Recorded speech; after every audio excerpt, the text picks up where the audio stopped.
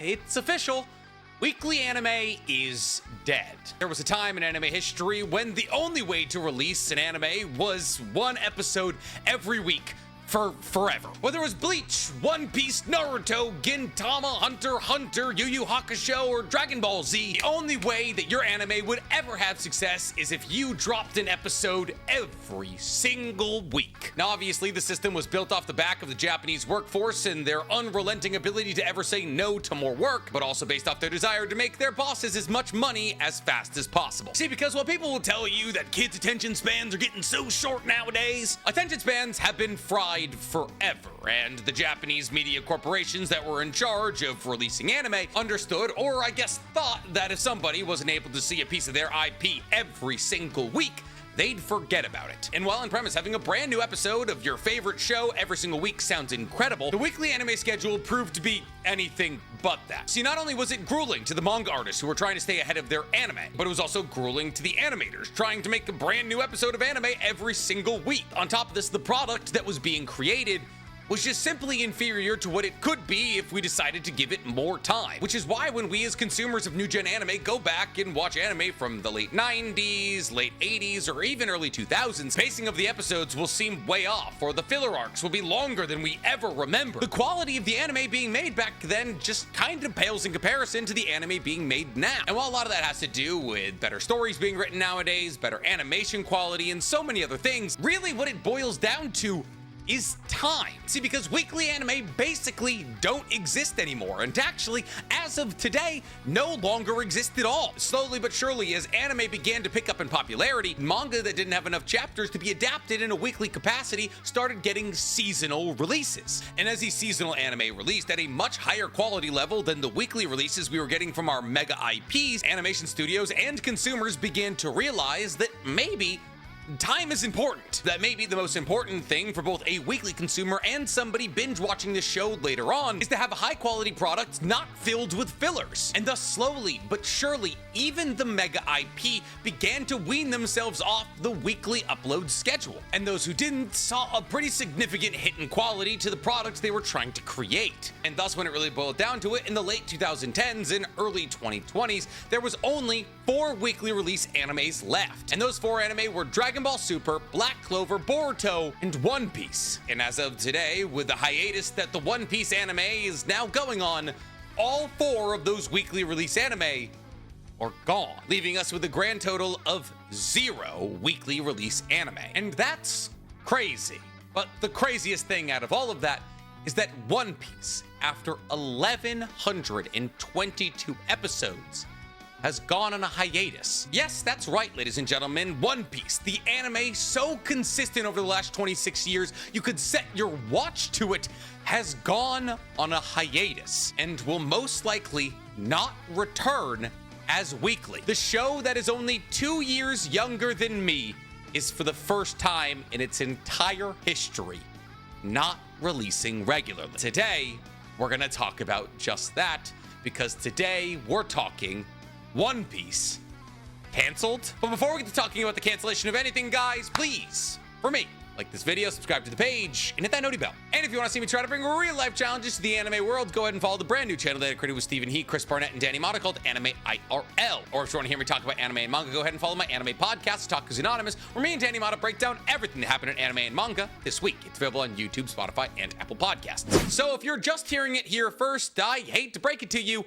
One Piece is going to be gone for a little while. And when it comes back, it may not be the same as you remembered it. See, because while One Piece is the final weekly anime standing, like Randy Marsh in the ring, it get knocked down with this hiatus. This hiatus is a bit different than any of the other hiatuses we've seen from the other weekly anime that got knocked out. See, because like I've already stated, as of a couple of years ago, there were 4 weekly anime still being released. Those weekly anime were Black Clover, that stopped releasing weekly because for 170 weeks straight, Black Clover released an episode and then eventually just caught up to its manga while the manga was just entering the Dark Triad arc. Now, Black Clover's manga has now almost basically finished, with it not only being in its final arc, but also being in the ending phases of its battle against its final bad guy. Black Clover's manga release schedule has slowed down pretty substantially, as the mangaka Yuki Tabata has been dealing with family problems and his own health issues and has therefore had to release Black Clover quarterly, and therefore Black Clover wasn't going to catch up to its manga in the Dark Triad arc. It would definitely catch up to its manga right about now. But as Yuki Tabata has told us that releasing Black Clover quarterly has been much better for his health, he's been able to release more and more chapters quarterly, which is why in November we're actually going to be getting 3 chapters of Black Clover, which is 1 more chapter than we've gotten for the last 2 quarters, where we've gotten 2 chapters per quarter. However, just because Black Clover's manga is now slowly but surely coming to an end, that doesn't mean that the anime is back in sight at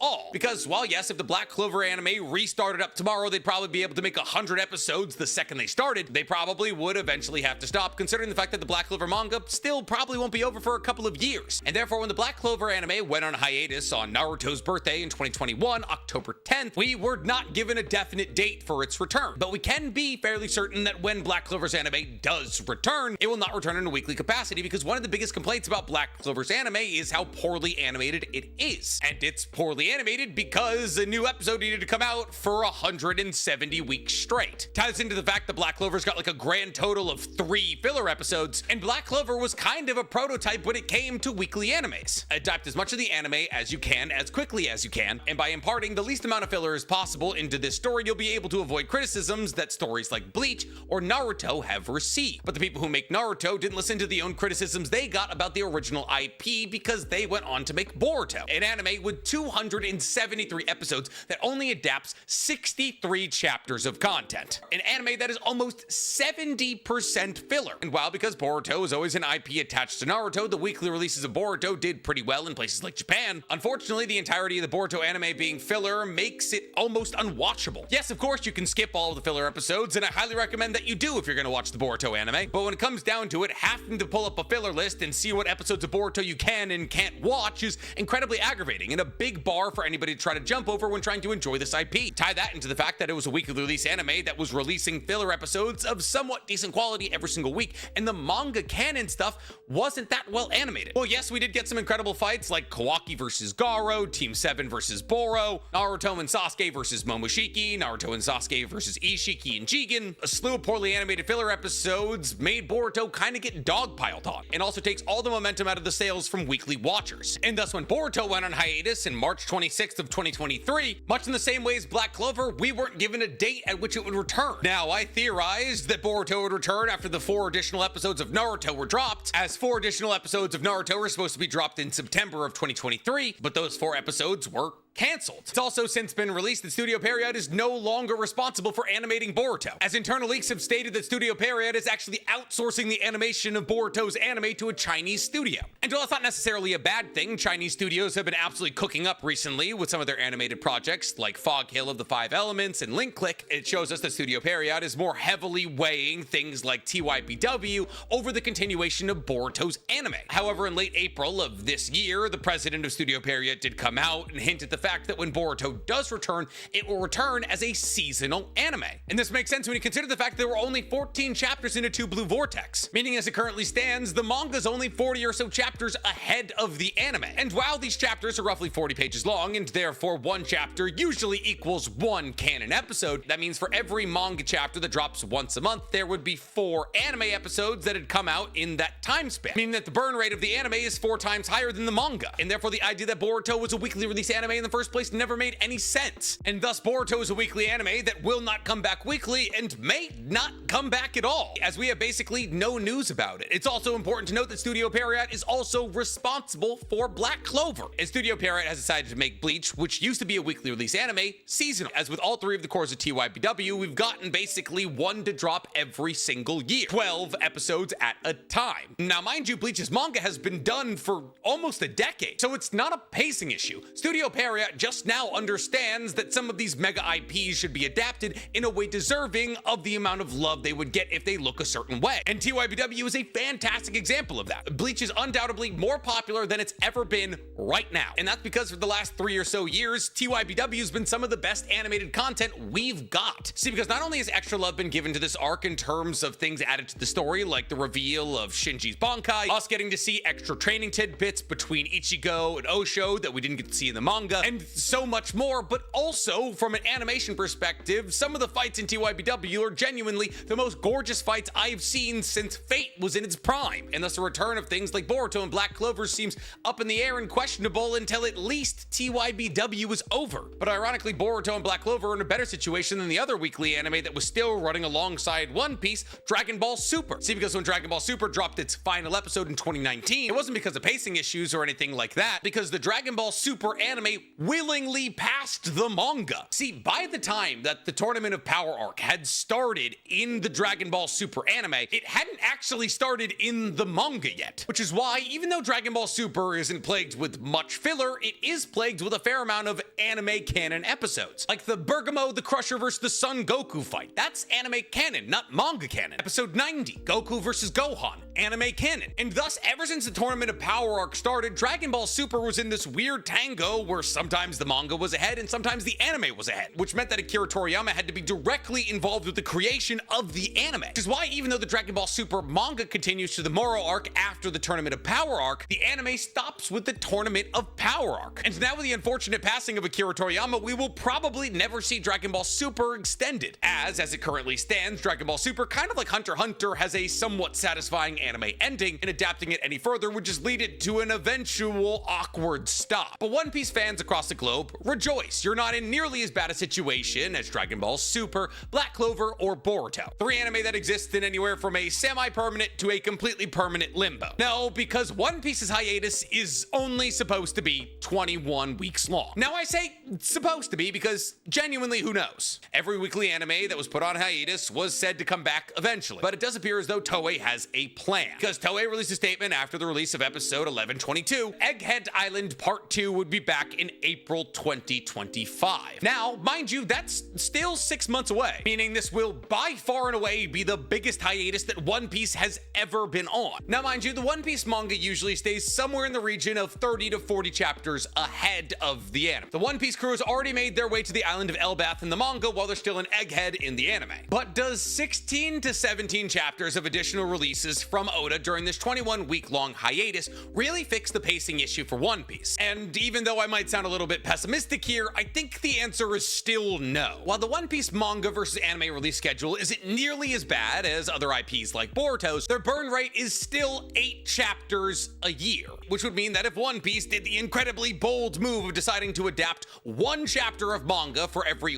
1 episode of anime, this hiatus would effectively buy them 2 years of burning 1 chapter per 1 episode. Now, considering that the industry standard for new gen anime is 2 to 3 chapters of manga per episode, this would hardly be an impressive uptick in pacing, as the last time that One Piece had pacing over 1 chapter for 1 episode was Sabaody Archipelago. Everything after that arc has been at 1 chapter per episode or lower, with Reverie being the worst at 0.5 chapters per episode. And thus we genuinely have to ask ourselves, is Toei throwing a 21-week hiatus directly in the middle of Egghead Island to buy themselves 2 more years of mid-pacing? Or are they doing this to test and possibly set a precedent that One Piece is going to be adapting the same release schedule as all other anime in existence? See, because while people have doubted for years that Toei would ever switch to a seasonal release schedule on account of the fact that it would probably earn them less money, the last thing that One Piece has to worry about as an IP right now is money. Tie that into the fact that the One Piece IP is now being adapted by a studio that's going to give it much more love than Toei's been giving it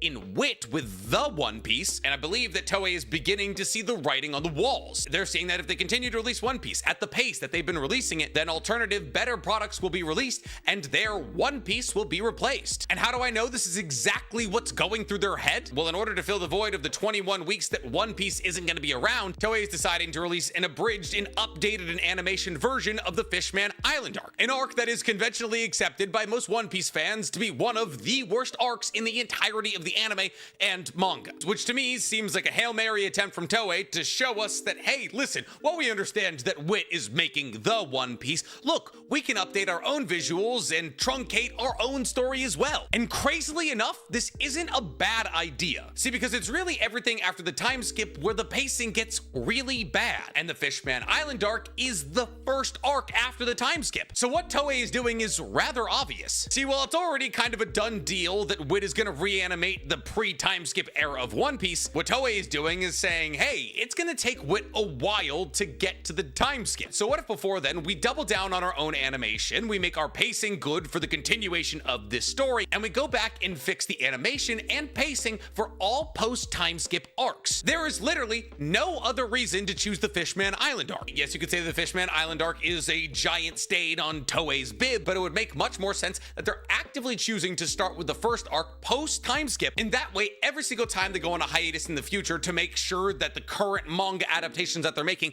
are as well animated and as well paced as possible, they can go back to the next arc in the post-time skip era, truncated and reanimated, effectively beating WIT to the punchline. So while it might seem like a weird move to release a 21 episode truncated version of Fishman Island, they're effectively just doing what One Piece has been doing for years, trying to get the chapter to episode burn rate to the modern day standard of 3 chapters per 1 episode, which is why Fishman Island is going from 62 episodes to 21. And I genuinely believe that this is the model that Toei is going to adopt for the future and continuation of One Piece as an anime. Toei will most likely be splitting arcs like Egghead or Elbath into individual parts, and while they animate those parts into the quality that they deserve, a process that takes people like Studio Period with TYBW a year to do 12 episodes, they will be going back and fixing all of the post-time skip arcs like Dressrosa and Wano. Because here's the thing, encapsulating 3 manga chapters into 1 episode is not unheard of for One Piece. Orangetown and Whiskey Peak both had a burn rate of either 2.5 chapters or more per episode. And while Whiskey Peak is definitely not my favorite arc in One Piece, at least it was done quickly. So to me at least, it feels as though the era of weekly anime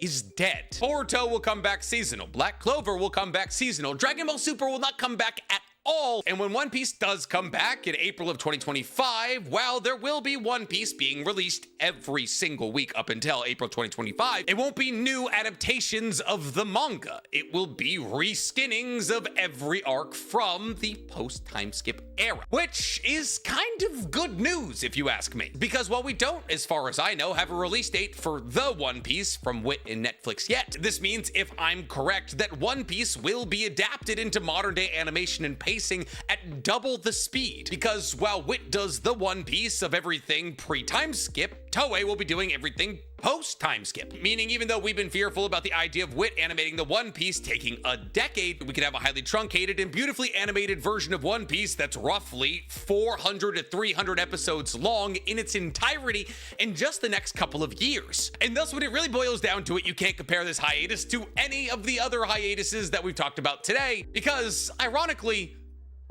this one seems like a good thing, but I'm curious to hear from you guys. Do you believe that One Piece will continue on as a weekly anime after this hiatus, or do you believe it'll come back in this modified seasonal structure where Toei tries to adapt all of the post-time skip arcs into modern day animation and pacing? And if that's the case, are you excited about it? Tell me in the comments below, and while I got you down there, please, for me, like this video, subscribe to the page, and hit that noti bell. Now, if you'll excuse me, I'm on episode 1073 and Gear 5 just happened, so I'm gonna go back to watching One Piece.